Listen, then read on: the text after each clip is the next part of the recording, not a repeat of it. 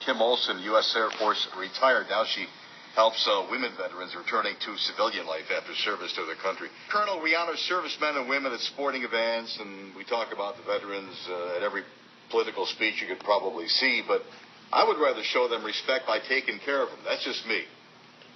Well, excellent, and good morning. Thanks for having me on the show.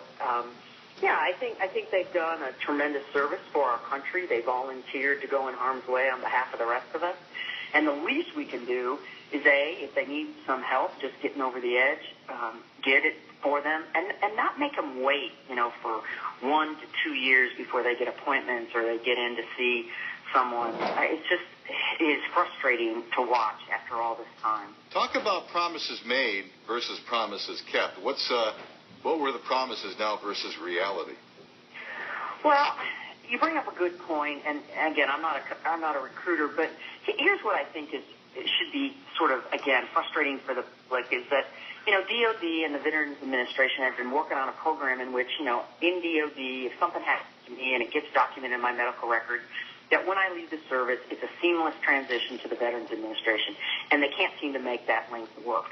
I mean, if you can't make it work, give the kid a sticky, memory stick with all his information on it and let him walk it over to the VA. And that way, this poor kid doesn't have to copy every page of his medical record, go over, revalidate that indeed he's lost a limb or he's had something, wrong while he served. It just seems in 2013 we could get this right.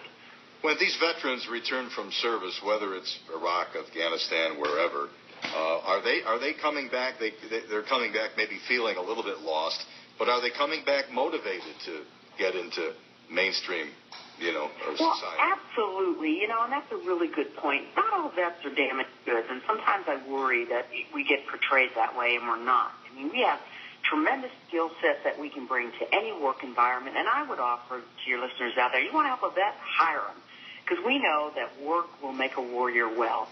They know how to show up on work on time. They understand discipline. They understand about safety in the work environment. Oh, by the way, they're battle tested.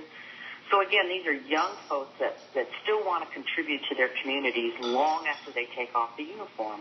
Now, why has help been slow in coming? Why has the federal response been so slow in helping these people out? Well, that's a $64,000 question. It's because they really weren't prepared.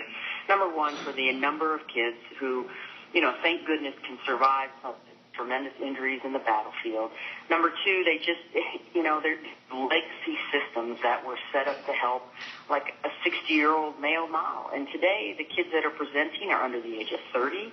They're women. They have young families. And the system just did not adapt to the demands of today's veteran. And the other thing is, in years past, it was the active duty that went, and the Guard and Reserve filled in on the back end, stayed back here in the United States. That is not the case anymore. In today's military, half of a unit will be Guard and Reserve. So these kids leave their homes, they leave their hometown, they leave their jobs, and they go to deploy for, a year to 18 months, and then they come back to these hometowns, and there aren't large structures around them to take care of them. So if you want to help your neighborhood vet at a grassroots level, help them clean the house, run errands for them. Just give them a break from the day-to-day grind so that they can just take some time for themselves.